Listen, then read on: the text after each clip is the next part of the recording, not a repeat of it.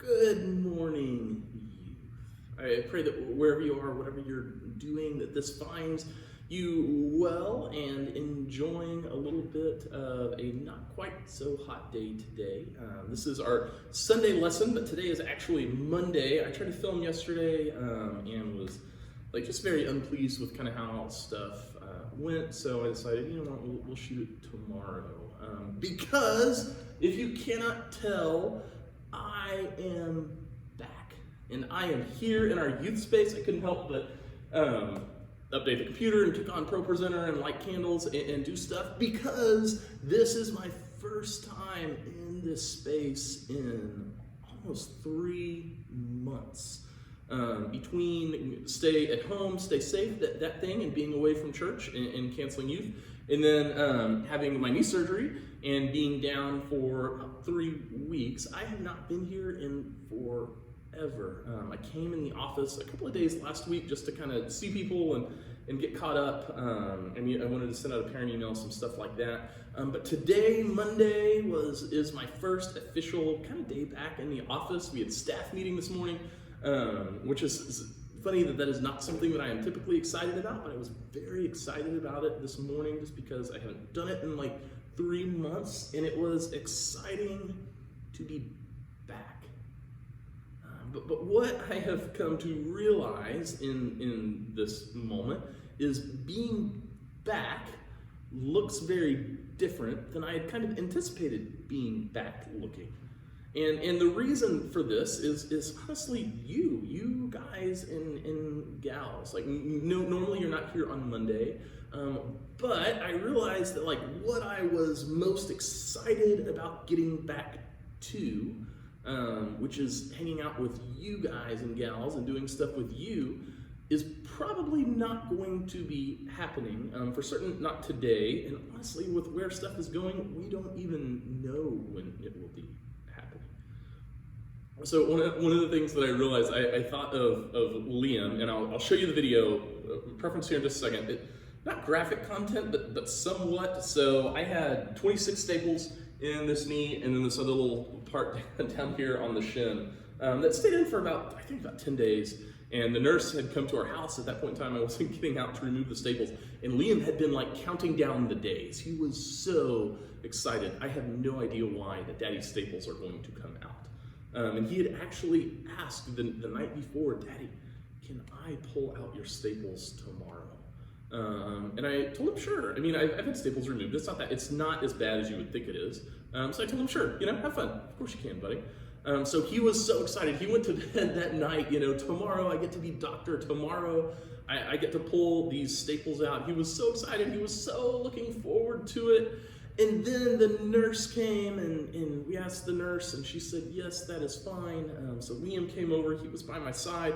My mom was standing with him, and the nurse is like, hey, I'll show you. This is how it's a little staple puller machine. It kind of looks like a hole punch, but it's different. And she shows Liam on this first staple right here, and it's got a little thing that kind of pops underneath it and just pops it right out. And all of a sudden, this thing that Liam had been so excited about suddenly took on a totally new meaning. So take a look. I have to go that way. Remember I told you? Yeah, and then I'm just gonna. I was gonna say, hand me my phone. I want to get a picture of his face. That was it. Miss Shay, can I take a video of you? Does that bother you? Yeah, obviously, poor little guy. I don't think he is going to follow in Aunt Jenny's footsteps and become a nurse. But anyway, it was odd to me, and it was funny to me because this was something that he was very excited about and looking forward to. And then when he got there with it and realized what it was, it changed. And you could tell by the look, I just love his expression that it is just overwhelming. And I honestly kind of feel like we are in this now.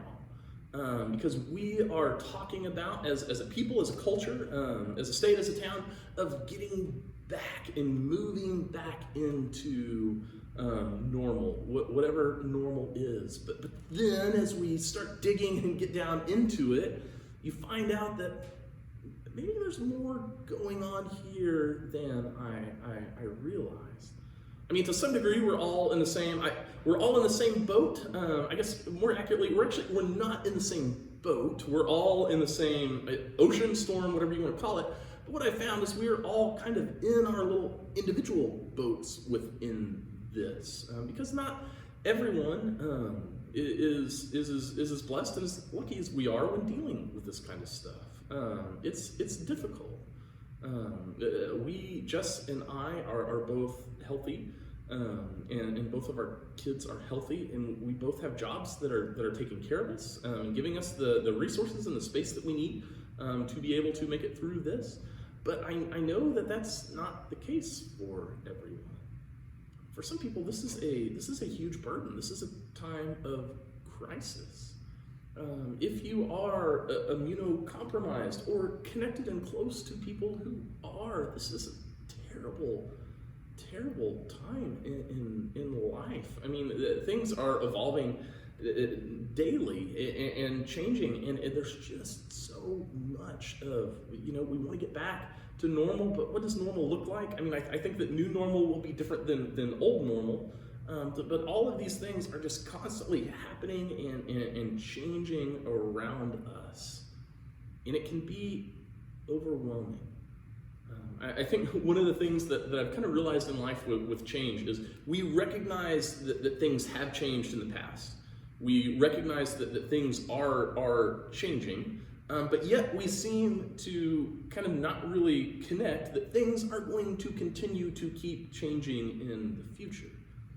I mean, things have changed, things are changing, and things will continue to change. We seem to be able to wrap our head around those first two pretty easily, but the fact that right now is not normal and change will continue to come can be kind of an overwhelming experience. I mean, we understand on some level of another that to live is to change, but even knowing that, it can still be tough to deal with. And I want to share with you a passage today that's from one of my favorite books of the Bible. I've talked about it several times. I've actually shared on this verse before, but it has been a while. It is Ecclesiastes, and Ecclesiastes is written by Solomon in his old age. So this is the wisdom teacher passing along what he knows. It's only 12 chapters long. It's not that long of a read. It's, if you want to get through, you get through it in one sitting. But it's fantastic. And one of the most famous parts, from probably the Birdsong, I guess, is chapter 3, where Solomon is talking about the changes that happen in life. This is what he says. There's an opportune time to do things. There's a right time for everything on the earth. A right time for birth and another for death. A right time to plant and another to reap. A time to kill and another to heal. A time to destroy and another to construct. A time to cry and a time to laugh. A time to lament and another to cheer. A time to make love and a time to abstain. A right time to embrace and another to part. A right time to search and another to count your losses. A time to hold. A time to let go. A time to rip out and a time to mend. A time to keep quiet and another to speak up. There's a right time for love and another for hate. There's a right time to wage war and another to make peace. So again, a familiar passage, but Solomon's point in this is as we live our lives, as we go through the journey that is this life, things will change constantly.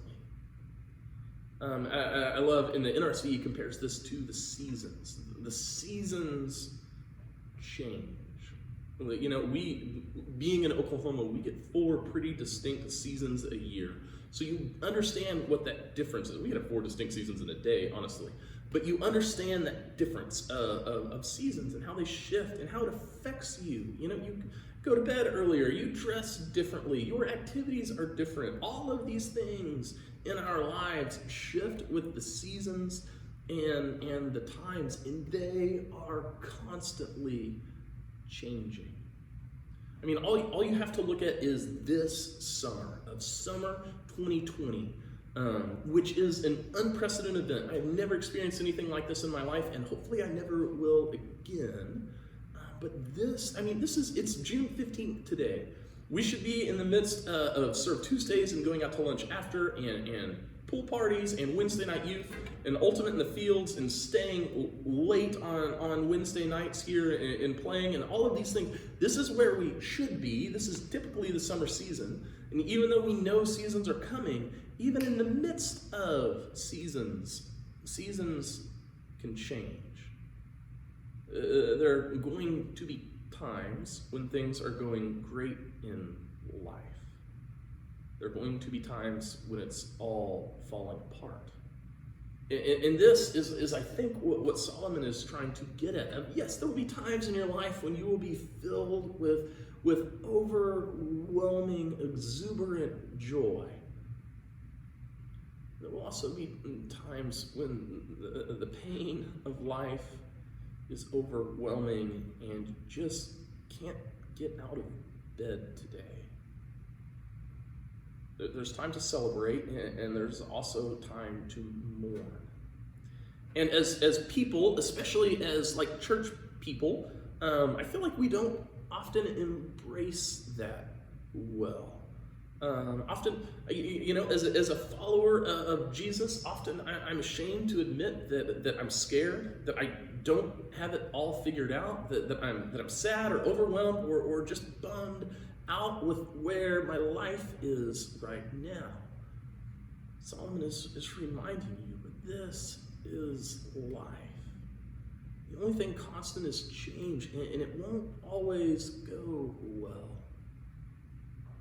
Life can be exciting, or life can be boring, or it can shift to being overwhelming at the drop of the hat. 'Tis the nature of our lives and of the seasons. And I love this. We have this info now that things change. They have changed, they will change, and they will continue to change. So how do we prepare?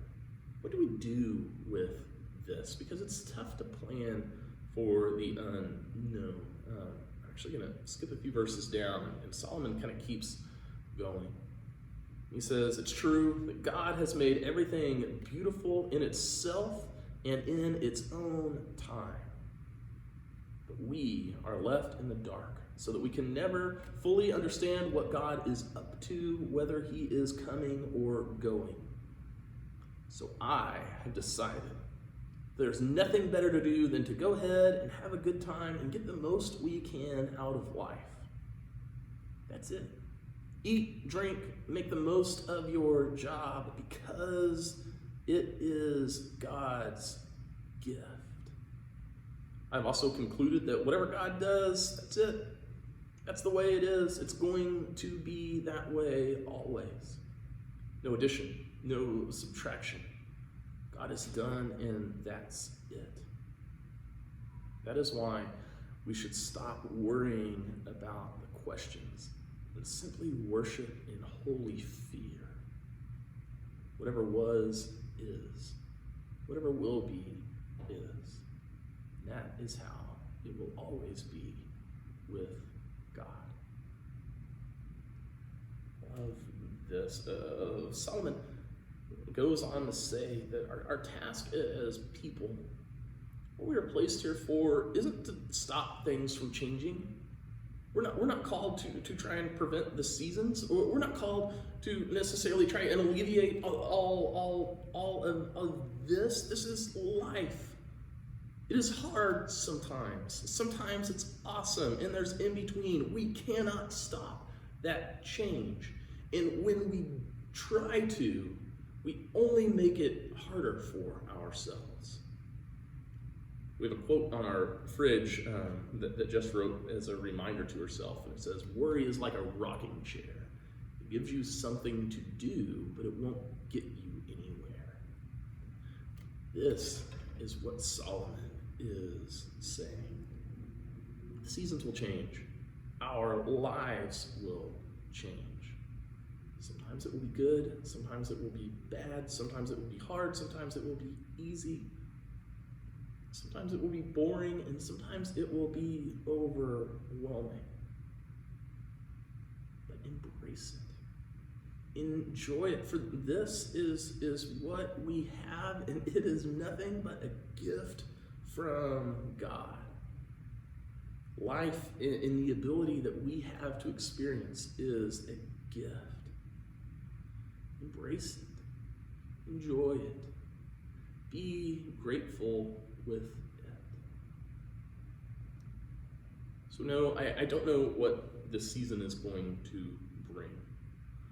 I don't know when we will get like back to youth and be in this space with Nick and Katie in the band and doing worship. Like I don't know when that will be. I don't know when the season will end and we will move on to the next one, or how bad this one will be, or any of that. I'm sorry, I do not have that answer for you. That's why I love that line. Don't worry about the questions. Simply worship in holy fear. Whatever was is, whatever will be is. That is how it always is with God. So my prayer for you in this time is that it is something that is meaningful and in a time. Somebody just walked in the youth space out there and it totally messed me up. So I know you can't tell because of my seamless editing, but about an hour has gone by. Marcia needed to come up and talk, which just goes that you never know.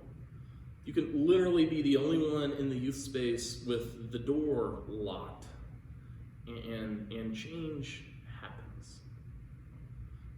This is our task as people, is not to stop that change. We cannot stop the seasons, but we can embrace them. We can enjoy them. We can live our lives to the fullest. Know that God is God and He is in control. And yes, we are often in the dark even when we don't want to be. You're not called to have all the answers. And don't get me wrong, this isn't against curiosity. I'm a very curious person. But sometimes in life we need to let go and know that we don't know the answer, that we don't have it, and simply worship in holy fear. This life is a gift, my children. You don't know what this season will bring, or when it will end, or what the next one will be. Don't let that bother you. Be here now in the moment and enjoy the gift that God has given you. Lord, thank you for this time. Thank you for the gift of life. Lord, we ask that you help us to live fully, to embrace it and enjoy it. We know that change is inevitable, that the seasons will come and they will go, and there's nothing that we can do to stop it. So help us to embrace it, to celebrate the good, to mourn the sad, to be present in whatever life is offering us in this moment. God, be with us as we walk through a difficult season. I ask that you give comfort to those who mourn, that you give peace to those who are anxious, that you give us words to say and ears to listen even when that seems difficult. God, we love you. We are grateful for the gift of life, the opportunity that we have to do it with each other, and for your desire for a relationship with us. God, be with us in this season. Amen. See you soon, kids.